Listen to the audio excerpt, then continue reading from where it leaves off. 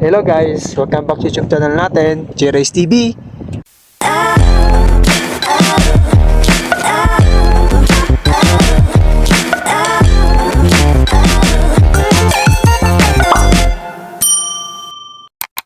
For today's video guys is mag-update tayo sa motor na to guys, sa Kawasaki ZX-10R. Ito, mag-ride test tayo guys. Rinig nyo ba ako guys? So okay, check mo tayo ng motor guys bago tayo mag-road test. Try rin dito guys sa may pakanting area na to. Yan, walang ano dito guys, residential crossroad pa to. So try natin i-road test ng motor na to guys. Tara guys, let's go. So ayan guys, tinanggal ko muna ang helmet ko guys para medyo kita tayo sa camera. So tara guys, tingnan itong motor lahat. So ito yung motor na to. Yung last ko na video is yung sa Gixxer, yun siya. Suzuki, ito naman is Kawasaki. Ito yung na-vlog ko na about sa specs ng Kawasaki ZX-10R. So ito siya guys, 2008 model to siya, Gen 3 or Generation 3 sa nagtatanong, no?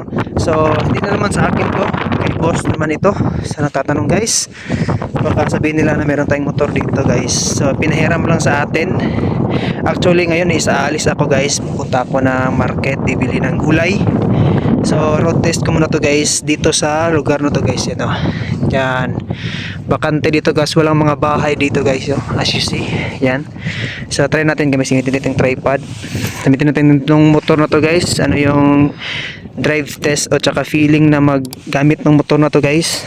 So nagtatanong no is napaka powerful nitong motor kasi 1000cc, inline 4 at nasa 180 horsepower yung lakas nito guys. So old model pero power pa rin guys. Condition ng makina guys, meron lang mga konting mga dents kasi parang natumba na to siya. So tingnan natin yung specs ng motor. So ang motor na to guys is manual. Ayun, meron siyang clutch tsaka brake, tsaka yung analog niya is digital at meron pang tachometer. Ayan guys, so meron siyang stabilizer para sa handle, and then yung tank niya is na sa mga 19 liters yung capacity niya. May helmet tayo at saka naka M4 na, hindi na yung stock yung tambucho niya, medyo maingay na to siya. M4 yung ginamit ni boss, naka canister lang siya at saka stock pa yung headers. Inline 4, ayan guys, kita nyo, apat yung cylinder at meron siyang radiator guys, liquid cooled. Meron siyang side mirror at meron siya ditong ram air para sa kanyang boost. Naka LED na projector light na to siya guys. At syempre yung ano niya, braking system niya is naka disc brake atras likod at naka dual disc brake yung front suspension. Tokiko yung caliper, KYB naman yung telescopic niya, inverted. Dito naman sa rear niya is yun, naka disc brake pa rin yung rear, single pot, Tokiko yung brand. Size ng gulong is nasa mga 200 by 17 ang rim, tsaka 190 pala, sorry 190 by 50. Ayan guys, by 17 yung brand ng ano niya is Mitas sa rear. Sa front naman is itong ano guys, Shinko. Yan, Shinko brand, Shinko baka naman. So naka ano pa siya, cable pa yung throttle niya at di pa siya keyless. Meron siya ditong susi, ayan susi niya guys, at saka meron siyang tawag nito guys is parang yung matumba ka, tawag niyan is yung, basta comment down below kung tawag ito. Tsaka naka rear, tsaka yung chain niya is ano pa, stock, naka mono shock pala guys. Ayan naka fully adjustable yan siya, pati yung mga ano niya guys, yung telescopic niya, na-adjust yung ano niya, compression saka yung rebound. So ito yung canopy. Ayan guys, so tara guys, test natin dito guys, papunta doon tsaka liikot ako dyan. So okay guys, tara guys, let's go.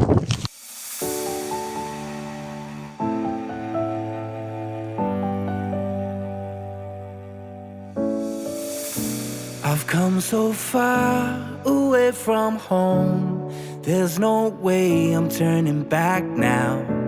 My destination is unknown, so I'll keep pushing, never slow down. A big blue sky, a pocket of dreams, a head full of hopes, possibilities. I'm taking a chance to reach for the stars, for the stars. If I fall, then I'll get back up, try again, come back stronger. No walls they build can stop me now. Let's keep chasing the sun, do what can be done. Let's go beyond, push the limits, take flight. We'll break through the sky and go beyond the stars. With every step we take, we'll lead the way.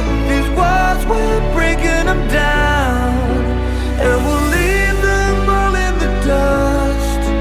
New horizons waiting for us, because we were made to go beyond.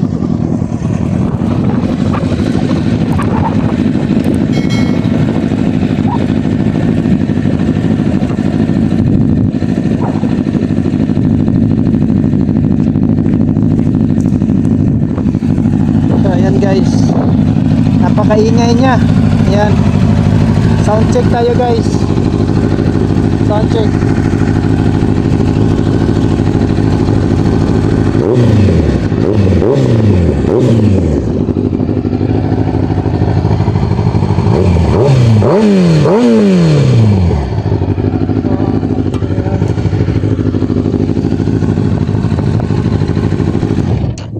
So ayan guys, no, napakaingay niya guys. So dito ako nag-vlog kasi wala mga bahay. Nakakadisturbo dito guys mag motor.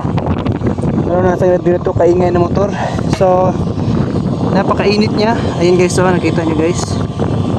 Almost 85 degrees Celsius na. Ang kanyang odometer is nasa 31,000 pa lang. At yun yung ano niya, sound test niya. Napakaingay. So napakainit ng makina lalo na dito guys, oh, sa may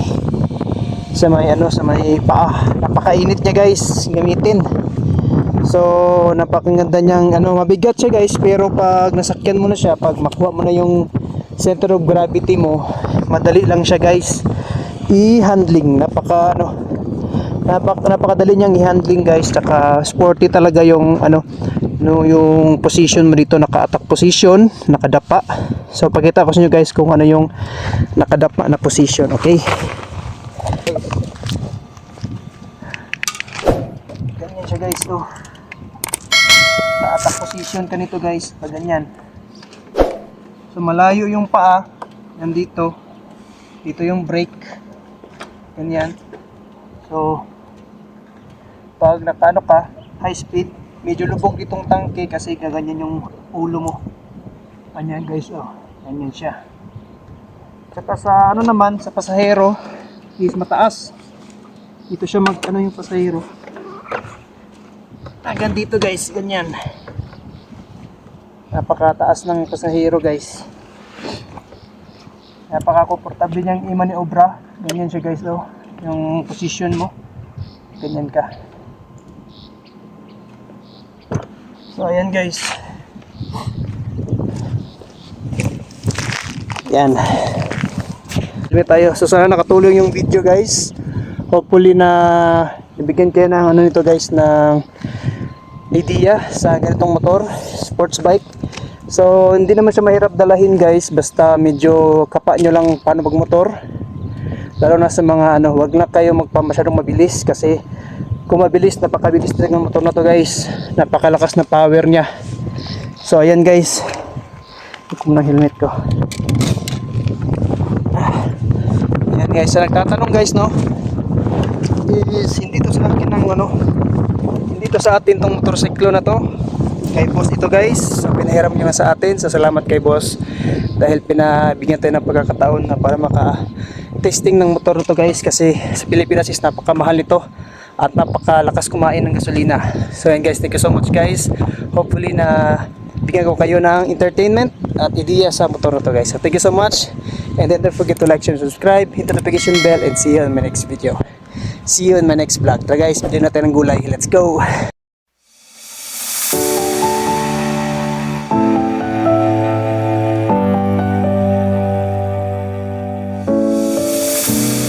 come so far away from home. There's no way I'm turning back now.